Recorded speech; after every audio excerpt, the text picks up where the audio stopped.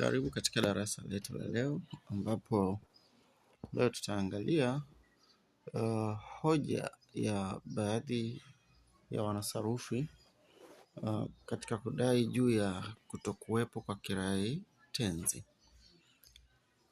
Swali linasema baadhi ya waandishi wa sarufi ya Kiswahili wanadai kwamba hakuna tungo iitwayo kirai kitenzi, na wengine wanazungumzia kuwepo kwa kirai cha aina hii. Wewe una maoni gani kuhusu ukinzani huo? Tetea hoja zako kwa mifano ya kutosha. Majibu yetu yatakwenda hivi.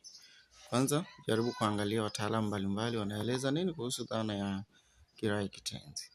Ukimwangalia Kihore na wenzake, wanasema kirai kitenzi ni kirai ambacho kimekitwa katika kitenzi.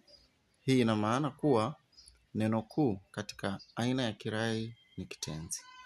Wakati Masamba na wenzake 1999 wao wanasema kirai kitenzi ni kirai ambacho kimekitwa katika kitenzi au katika mahusiano ya kitenzi na neno au mafungu ya maneno. Kwa maelezo ya wataalamu hapo waliotajwa hapo, ni dhahiri kuwa kirai kitenzi kipo katika lugha ya Kiswahili.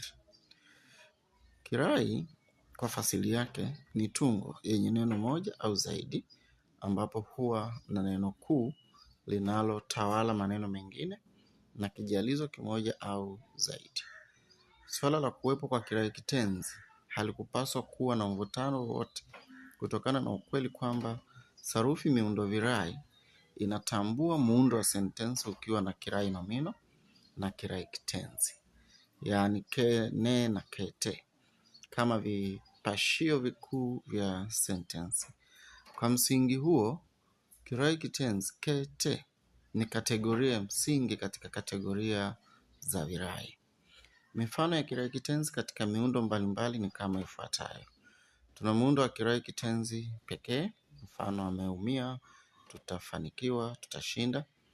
Kitenzi kikuu na nomino au kirai nomino, kwa mfano amempa talaka, ametuma mahari, tumeimbiwa wimbo.